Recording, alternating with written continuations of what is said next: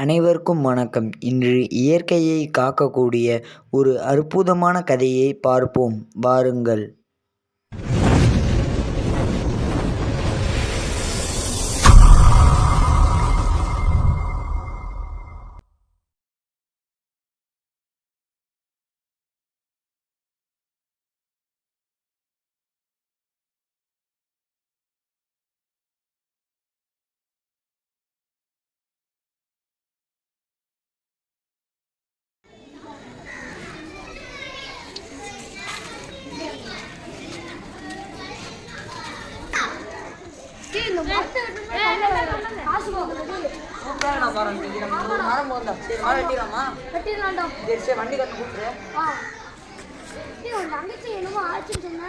இல்லடா ஆஸ்பத்திரி கூட்டு போயிருந்தோம், அது இன்னும் சரியாகாதுன்னாங்க. சரி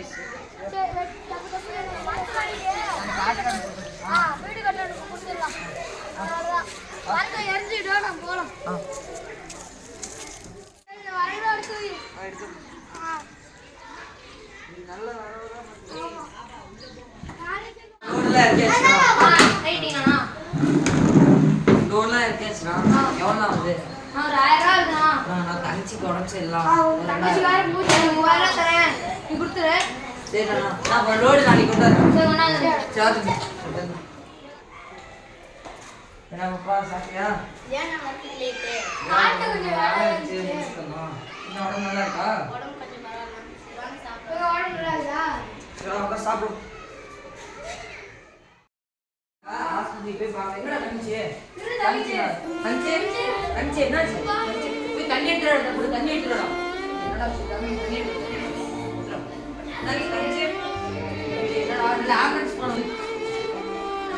ஹலோ ஹலோ, ஆம்புலன்ஸ் சொன்னேன். சார் எங்கள் தங்கச்சிக்கு எனக்கு உடம்பு ஓகே.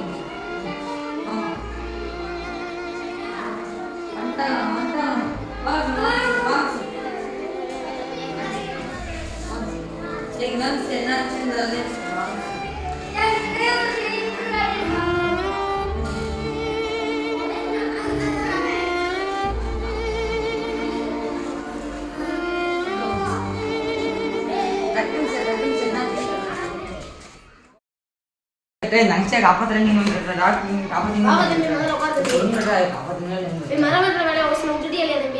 இல்லைங்க சொல்லுங்க.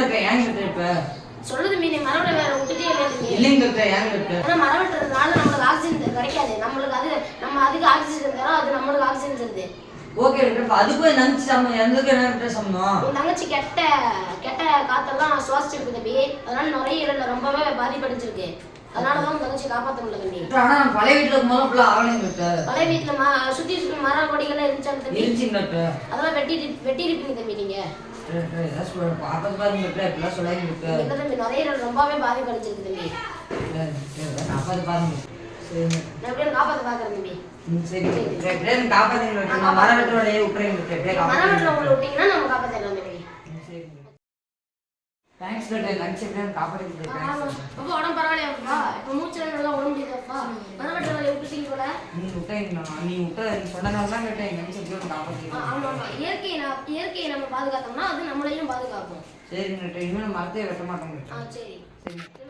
பார்த்தீர்களா, இப்படிப்பட்ட அண்ணன் தங்கச்சியின் பாசம். ஆகையால்தான் நாம் இயற்கையை பாதுகாக்கும் பொழுது இயற்கையை நம்மை பாதுகாக்கும். அப்படிப்பட்ட இந்த இயற்கையை நாம் ஏன் அழிக்க வேண்டும்?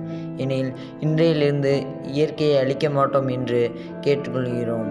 நன்றி, வணக்கம்.